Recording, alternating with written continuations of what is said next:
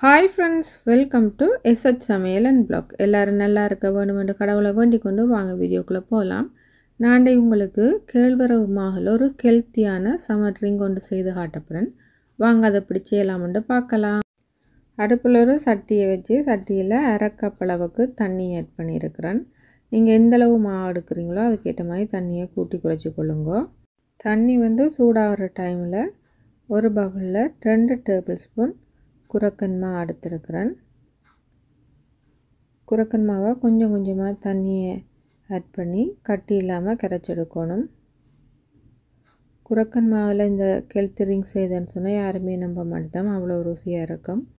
நான் 3 பேருக்கு அளவாக செய்கிற விடவா கொஞ்சமாக செய்கிறேன். உங்களுக்கு ஆக்கள் கூடுதலான்னு சொன்னால் நீங்கள் எடுக்கிற அளவில் கூட்டி கொள்ளுங்க.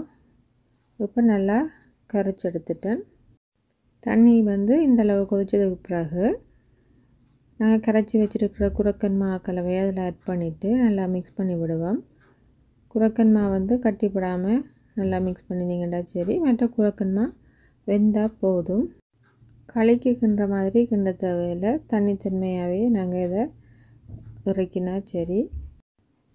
குரக்கன் மாவு நல்லா வெந்து கொஞ்சம் டிக்காக வந்து கொண்டிருக்குது.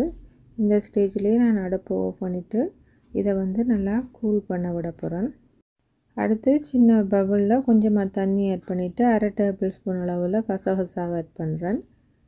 ஆட் பண்ணிவிட்டு நல்லா மிக்ஸ் பண்ணி விடுவோம். குரக்கன் மாவு ஆறி வர்ற டைமில் கசகசாவும் நல்லா ஊறி வந்துடும். அடுத்து என்ன செய்வது பார்ப்போம். ஒரு மிக்ஸி ஜார் எடுத்துருக்கிறேன். 10-12 பாதாம் பருப்பை ஊற வச்சு தோல் நீக்கி எடுத்துருக்கிறேன்.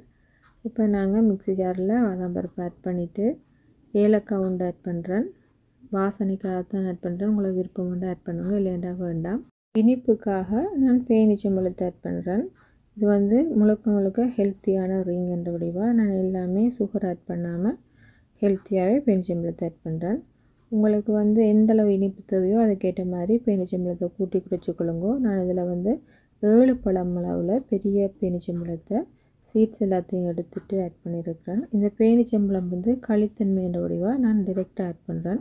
சப்போஸ் உங்களுக்கு பேரிச்சம்பழம் ஹார்டாக இருக்குமெண்டா சுடு தண்ணியை ஆட் பண்ணி அதை ஊற வச்சுட்டு ஆட் பண்ணுங்க.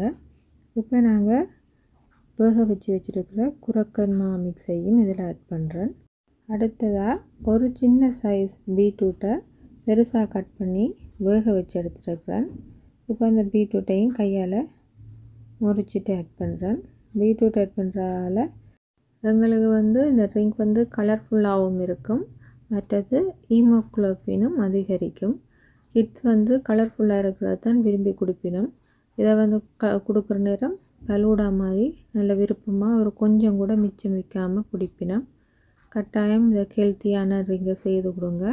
இதில் நான் சுகர் ஆட் பண்ணல, சர்க்கரை ஆட் பண்ணல, முழுக்க எல்லாமே நல்ல ஹெல்த்தியானது தான். இதை இப்போ நல்லா ஃபைன் பேஸ்ட்டாக அரைச்செடுத்துட்டு வருவோம்.